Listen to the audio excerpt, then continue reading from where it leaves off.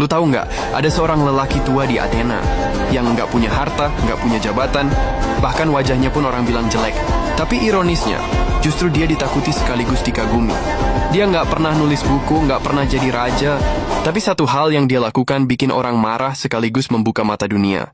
Dia bertanya, terlalu banyak bertanya. Dan karena itu, dia dihukum mati. Namanya adalah Socrates. Socrates lahir sekitar tahun 470 sebelum Masehi di kota Athena. Waktu itu, Athena lagi jadi pusat dunia. Demokrasi baru lahir, seni berkembang, teater dan patung ada di mana-mana. Orang-orang sibuk ngebangun kejayaan kota. Tapi Socrates enggak ikut arus itu. Dia bukan orang kaya.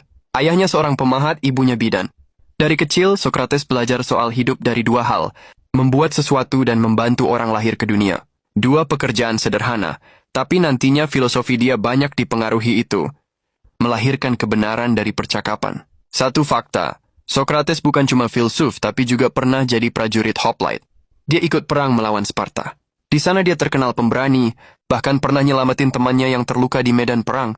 Tapi yang menarik, setelah perang, dia nggak pernah cerita soal kemenangan. Dia lebih tertarik nanya, kenapa kita perang?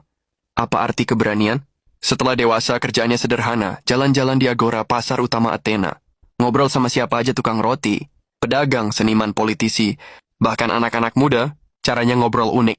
Dia nggak ngasih ceramah panjang, dia cuma nanya, apa itu adil?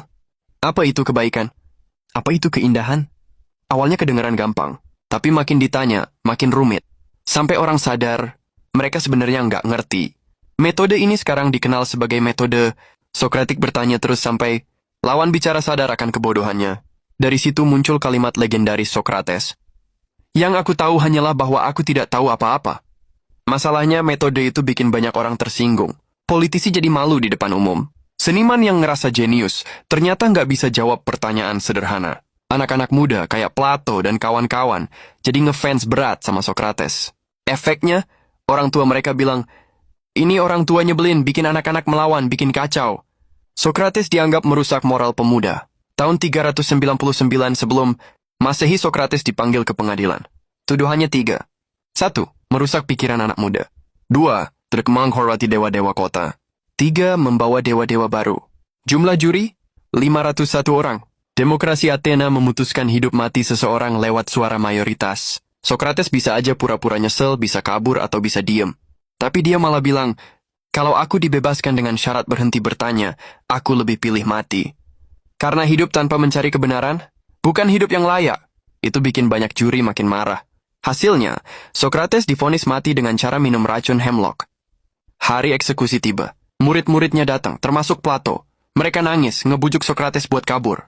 Tapi Socrates santai. Dia ngobrol, berdiskusi, bahkan bercanda soal kematian. Socrates bilang, kematian bukan hal yang harus ditakuti. Entah jiwa pergi ke tempat lain atau tidur panjang tanpa mimpi. Keduanya bukan hal buruk. Dengan tenang, dia minum racun itu. Tubuhnya melemah, tapi wajahnya tetap damai.